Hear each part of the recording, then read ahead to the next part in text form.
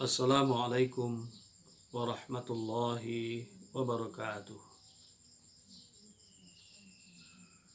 Alhamdulillahilladzi anzala as-sakinata fi qulubil mu'minin liyazdadu imanan ma'a imanihim. Allahumma salli ala Muhammad wa ala alihi wa ashabihi ajma'in. A'udzu billahi minasy syaithanir rajim. Bismillahirrahmanirrahim. Innal ladzina qalu rabbuna Allahu tsumma istaqamu tatanazzalu 'alaihimul malaikah alla takhafu wa la tahzanu wa abshiru bil jannati allati kuntum tu'adun. Kaum muslimin dan muslimat rahimakumullah, selalu berada di puncak prestasi terbaik, tertinggi, tentu tidaklah mudah. Hal itu membutuhkan konsistensi, membutuhkan stamina, membutuhkan energi yang besar. Mungkin inilah substansi makna yang disampaikan oleh sebuah ungkapan yang menyatakan bahwa mempertahankan prestasi jauh lebih sulit daripada mendapatkannya. Kaum muslimin semoga senantiasa dirahmati Allah Subhanahu wa taala. Mari kita simak dan kutip pelajaran-pelajaran penting dari sebuah kisah tragis yang dialami oleh seseorang di masa Rasulullah SAW, di mana dia meninggal di medan jihad, tetapi Rasul memvonisnya sebagai ahli neraka. Diceritakan dalam sebuah hadis sahih riwayat Bukhari, Muslim, dan Ahmad oleh Sahal bin Sa'id As-Sa'idi bahwa dalam sebuah peperangan dengan kaum musyrik, ada seseorang di kalangan Rasulullah SAW yang terlihat begitu hebat sehingga dia menjadi perbincangan, menjadi buah bibir di kalangan para sahabat Rasul. Jadi ketika perang itu berlangsung di masa semacam istirahat, semacam jeda perang, karena ketika itu kan perangnya manual, tidak 24 jam, jadi mereka semacam jeda istirahat. Jadi ada seseorang, wa fi ashabi Rasulillah sallallahu alaihi wasallam rajulun, ada seseorang yang hebat, yang dia itu la tada'u lahu syazatan illa taba'aha yadribuha bisayfihi. Yang dalam perang itu disebutkan bahwa jika ada seorang musuh, dia tidak akan membiarkannya, dia akan kejar, kemudian dia akan tebas dengan pedang. Sehingga apa yang dia lakukan itu semacam viral lah di kalangan sahabat ketika istirahat sejenak itu. Bahkan ada yang mengatakan, qalu ma ajza'a minnal yawma kama ajza'a fulanun. Tidak ada yang lebih hebat, yang lebih berjasa, yang lebih banyak pahalanya dari kita-kita semua ini. Tentunya selain Rasulullah SAW, selain atau melebihi dari si fulan yang hebat itu. Namun ketika informasi ini sampai kepada Nabi, ketika ada yang menceritakan ini kepada Nabi, Nabi menanggapinya beda. Qala Rasulullah SAW, ama innahu min ahlin nar, kata Nabi. Kalian ini keliru, kalian ini salah menilai. Dia itu akan masuk neraka, kata Nabi. Sehingga kesimpulan Nabi yang mengagetkan ini mengundang penasaran tinggi salah seorang sahabat. Qala rajulun minal qaum, dia kemudian berkata, apa katanya, ya Rasulullah, ana sahibuhu abada. Dia mengatakan, saya akan mengikutinya kemanapun dia pergi. Saya minta izin untuk itu ya Rasulullah.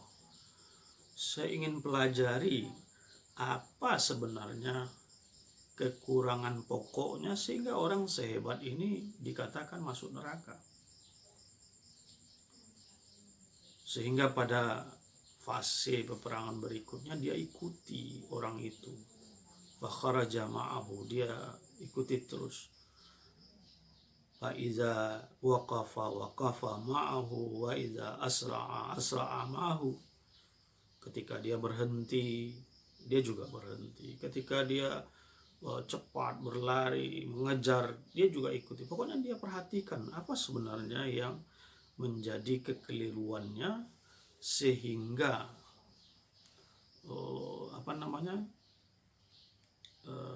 dia masuk neraka. Akhirnya dia dapatkanlah fakta itu. Dia dalam peperangan berikutnya itu fajurihar rajulu jarhan syadidan. Dalam perang berikutnya itu dia mendapat lawan tangguh, dia terluka parah, kalah dia. Tapi aneh, dia itu sikapnya lain, dia tidak sabar. Dia tidak terima kekalahan itu, dia ingin cepat-cepat mati. Fasta'jalal mauta, dia ingin cepat mati. Fawada'a nasla sayfihi fil ardi. Apa yang dia lakukan, dia tancapkan gagang pedangnya itu ke tanah. Wa dzubabahu baina sadyaihi, dan ujungnya itu dia taruh di depan dadanya. Tahamala ala sayfi, kemudian dia melayang di atas pedangnya sehingga dia faqatala nafsah, dia bunuh diri. Tentu kejadian ini mengagetkan orang yang mengikutinya tadi itu. Kaget dia. Wa kharaja ila Nabi sallallahu alaihi wasallam, dia kemudian langsung kembali menemui Nabi. Dia bersaksi, engkau benar-benar Rasulullah. Ada apa, kata Nabi, wa madzaka? Kenapa begini, begitu kaget? Katanya, sebelumnya kan engkau pernah mengatakan orang yang kami katakan sebagai orang hebat, banyak pahalanya, engkau sebut akan masuk neraka. Iya, kata Nabi, ada apa? Engkau benar ya Rasulullah. Sehebat-hebat orang, ada lagi yang lebih hebat daripada dia. Dia kalah, terluka parah. Terus apa yang dia lakukan? Dia bunuh diri ya Rasulullah. Dia tancapkan gagang pedangnya ke tanah. Dia paskan ujungnya di dadanya. Kemudian dia melayang di atas ujung pedangnya itu sehingga dia mati. Bunuh diri dia. Faqala Rasulullah SAW inda dhalik. Maka ketika itu Rasulullah mengatakan, wa innar rajula la ya'malu amala ahlil jannah fima yabdu lin nasi wa huwa min ahlin nar. Kata Nabi, sesungguhnya ada orang itu yang di hadapan orang banyak, yang kelihatan oleh orang banyak, dia melakukan perbuatan-perbuatan ahli surga, perbuatan-perbuatan yang akan membawanya kepada surga, padahal dia adalah calon penghuni neraka. Wa innar rajula la ya'malu amala ahlin nari fima yabdu lin nasi wa huwa min ahlil jannah. Dan ada juga orang yang melakukan perbuatan-perbuatan ahli neraka ketika kamu lihat, ketika di hadapan manusia, padahal dia itu adalah calon penghuni surga. Kaum muslimin dan muslimat rahimakumullah. Ada 3 hal yang kita jadikan catatan dari apa yang diungkapkan oleh Sahal bin Sa'id As-Sa'idi dalam hadis ini. Yang pertama, hadis ini menunjukkan bahwa Rasulullah Sallallahu Alaihi Wasallam dan para sahabatnya melakukan perjuangan yang berat, yang keras untuk berislam dan mempertahankan keislamannya itu. Dari ditolak, tidak diterima, dari diolok-olok, dari korban tindak kekerasan, bahkan sampai peperangan, dibunuh. Jadi menjadi orang baik, menjadi muslim yang baik itu memang membutuhkan perjuangan, bahkan pengorbanan. Jadi apabila suatu saat atau kita sekarang misalnya hanya merasa tidak boleh, tidak bisa untuk saling bersalaman, saling pelukan di hari raya ini, misalnya kita tidak bisa bebas untuk mendatangi sanak saudara untuk bersilaturahim, apalagi tidak bisa mendatangi tempat-tempat wisata misalnya, yang sebagiannya kadang meruntuhkan amal kita. Itu tidak seberapa dari perjuangan yang harus dilakukan oleh seorang muslim untuk menggapai dan mempertahankan kebaikannya itu. Jadi memang jadi orang baik itu membutuhkan perjuangan, bahkan pengorbanan. Jadi susah dalam kebaikan itu juga merupakan sunnah Rasulullah SAW. Kemudian yang kedua, ibrah yang bisa kita kutip dari hadis ini adalah bahwa ada sebagian manusia, bahkan kaum muslimin, yang bisa tertipu oleh hal-hal yang sebenarnya hanya topeng. Tentu saja dalam hal ini Rasulullah SAW tidak bisa dikelabui dengan itu. Dan keadaan inilah yang biasanya dimanfaatkan oleh orang yang cari nama, cari panggung, cari momen untuk mendapatkan hal-hal di balik itu. Sehingga dia kemudian bisa dengan cepat menjadi orang terkenal, populer, sampai disanjung sedemikian rupa seperti dalam kisah ini. Ma ajza'a minnal yawma, tidak ada yang lebih besar pahalanya, yang lebih hebat amalnya di antara kita, ahadun, satupun, kama ajza'a fulanun, sebagaimana orang ini. Jadi ada sisi dari kita ini yang kalau tidak kita hati-hati, kita itu tertipu oleh hal-hal yang sifatnya luar, material, tertutup substansi itu dari kita. Tentu saja Rasulullah SAW, orang-orang yang imannya hebat, orang-orang yang mendapatkan pengetahuan langsung dari Allah Subhanahu wa Ta'ala, tidak bisa ditipu dengan itu. Jadi bagian ini merupakan sesuatu yang mesti kita waspadai, kita pahami sedemikian rupa sehingga kita tidak dibenarkan untuk langsung mengambil kesimpulan pada saat kita melihat hal-hal yang sebenarnya belum kita dalami. Nah, ini seringkali jadi kelemahan yang kadang-kadang dipelihara. Jadi ada bagian tertentu yang menjadi lubang besar dari kehidupan kita ini, yang tentunya kita mesti sadari itu, perhatikan dan berusaha menutupinya. Ini yang kedua. Kemudian yang ketiga, yang menjadi fokus utama dari pertemuan kita sekarang, bahwasanya setiap muslim itu mesti terus berjuang dari awal sampai akhir mempertahankan kebaikannya, malahan mesti lebih ekstra hati-hati lagi di tikungan terakhir, di saat-saat terakhir. Misalnya sekarang di saat-saat terakhir Ramadan, bagaimana menjaga sedemikian rupa konsistensi dari kualitas amal yang sudah dimulai sebelumnya. Sebab bisa-bisa mengalami nasib tragis seperti yang dialami oleh orang yang diceritakan oleh Sahal bin Sa'id As-Sa'idi ini.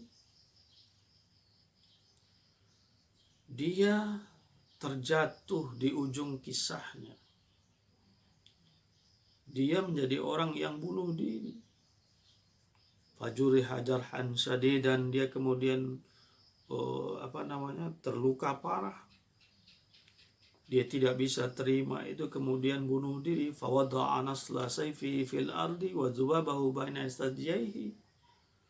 Ditancapkan gagang pedangnya ke tanah, kemudian ujungnya tepat di dadanya, terus dia tembuskan ke tubuhnya. Faqatala nafsah, dia bunuh dirinya. Padahal sebelumnya dia sudah mencatatkan prestasi baik sebagai orang yang sangat kesatria dalam membela agama ini.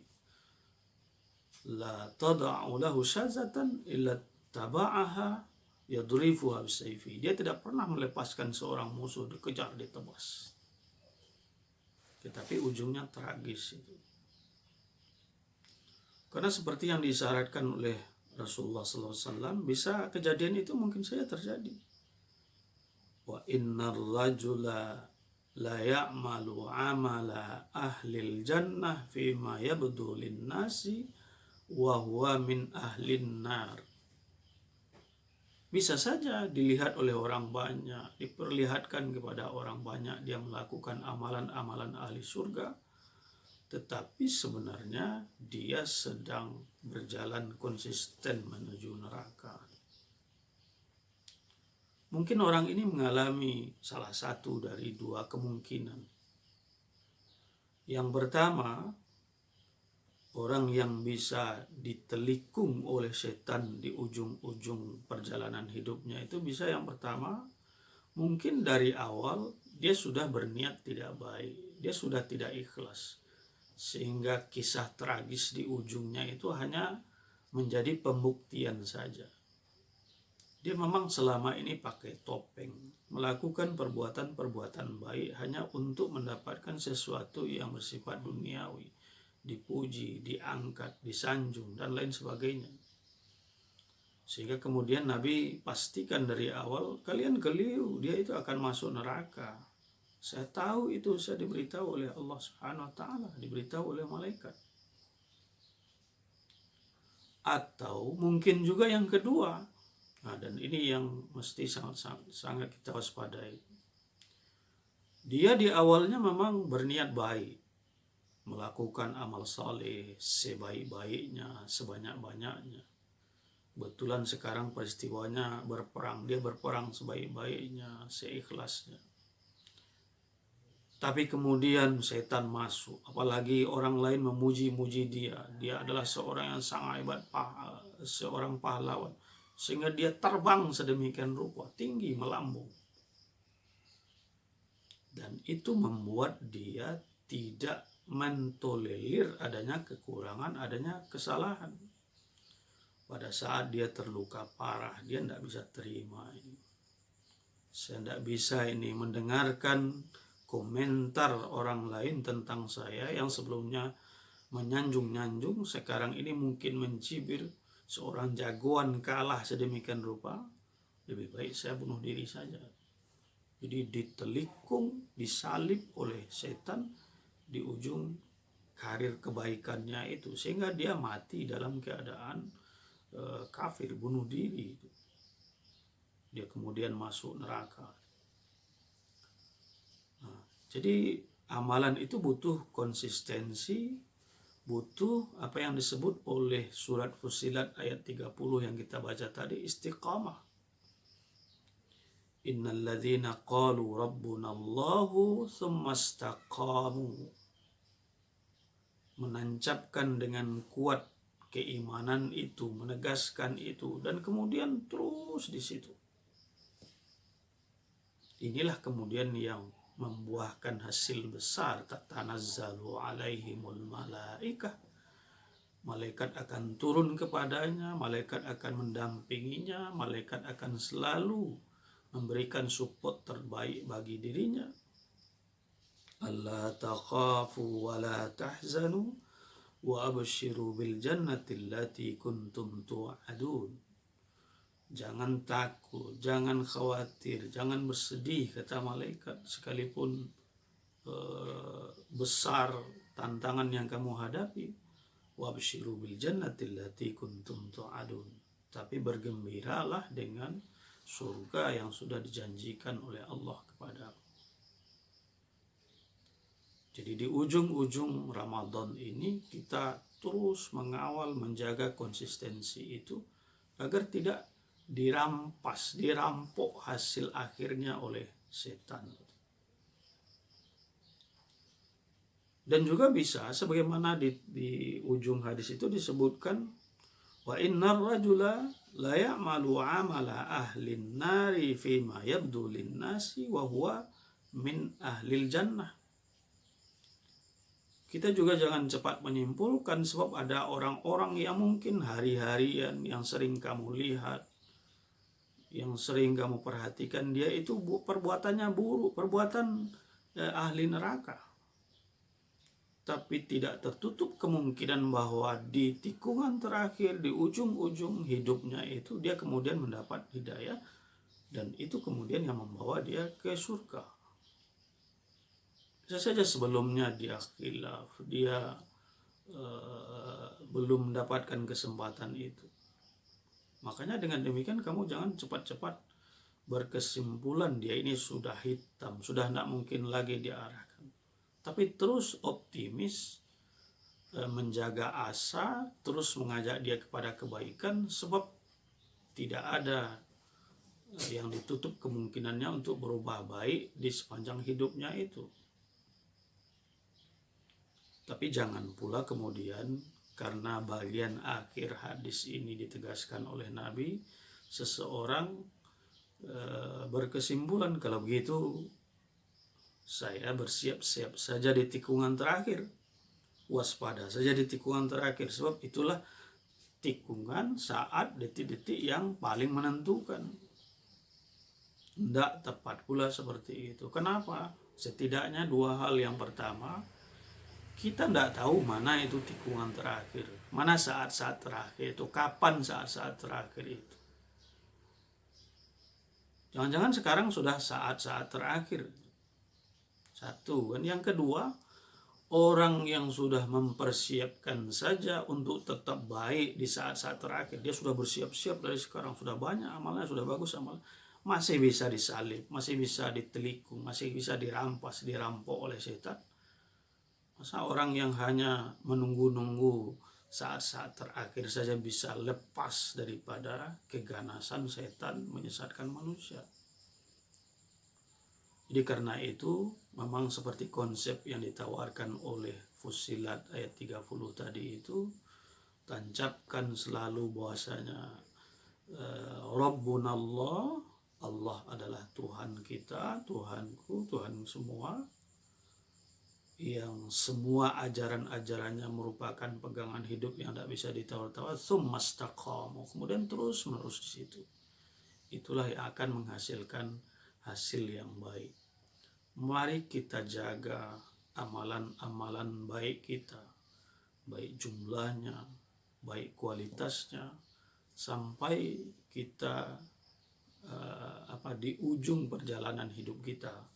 Mudah-mudahan kita mendapatkan yang terbaik pula dari Allah Subhanahu wa Ta'ala. Demikian pengajian kita kali ini, semoga bermanfaat. Billahi taufiq wal hidayah. Wassalamualaikum warahmatullahi wabarakatuh.